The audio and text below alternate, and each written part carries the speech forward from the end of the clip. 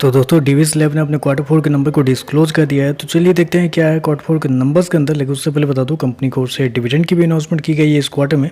30 रुपये प्रति शेयर के हिसाब से कंपनी आपको डिविडेंड देने जा रही है। चलिए कंपनी के नंबर देख लेते हैं, मार्केट के एक्सपेक्टेशन क्या थे कंपनी के नंबर के साथ वो भी देख लेते हैं। डाटा ग्रोथ में पिछले क्वार्टर की बात करें तो पिछले क्वार्टर में कंपनी ने 1855 करोड़ के आसपास का रेवेन्यू जनरेट किया था ऑपरेशन के थ्रू।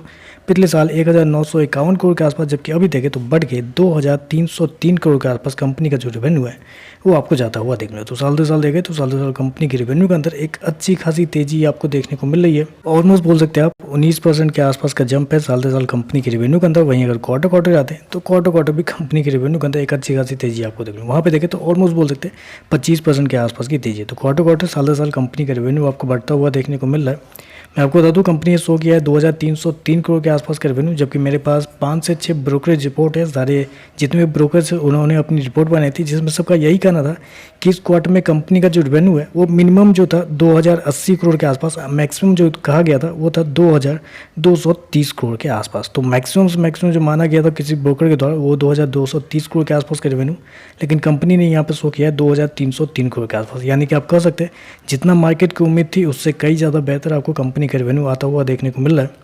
खर्चे की बात करते हैं, पिछले क्वार्टर में 1461 करोड़ खर्च किए थे, पिछले साल 1551 करोड़। अभी देखें तो कंपनी खर्चे 1670 करोड़ के आसपास आपको देखने को मिले। तो कंपनी के खर्चे भी देखें तो खर्चे भी ऑन इन एवरेज कंट्रोल में ही देखने को मिल रहा है इस क्वार्टर में। चलिए कंपनी का प्रॉफिट क्या है वो देखते हैं। पिछले क्वार्टर में 358 करोड़ का प्रॉफिट था, पिछले साल मात्र 321 करोड़ के आसपास, जबकि अभी देखें तो बढ़ के 538 करोड़ कंपनी का जो प्रॉफिट है वो आपको जाता हुआ देखने को मिल रहा है। तो साल दर साल देखें तो साल दर साल एटलीस्ट मतलब लगभग 70% के आसपास का जंप आपको देखने को मिला है कंपनी के प्रॉफिट के अंदर। वहीं अगर क्वार्टर क्वार्टर आते हैं तो क्वार्टर क्वार्टर भी कंपनी के प्रॉफिट के अंदर 50% के आसपास की तेजी है। तो क्वार्टर क्वार्टर साल दर साल कंपनी का प्रॉफिट आपको बढ़ता हुआ देखने को मिल रहा है।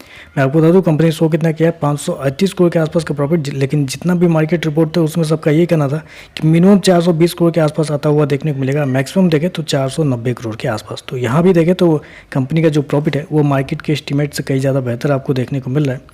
ईपीएस की बात कर लेते हैं तो देखिए पिछले क्वार्टर में कंपनी का ईपीएस 13.5 रुपये के आसपास था, पिछले साल 12 रुपये, अभी देखें तो 20 रुपये के आसपास आपको देखने को मिल रहा है।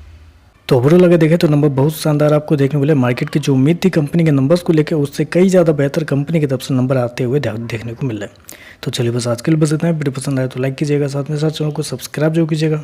धन्यवाद।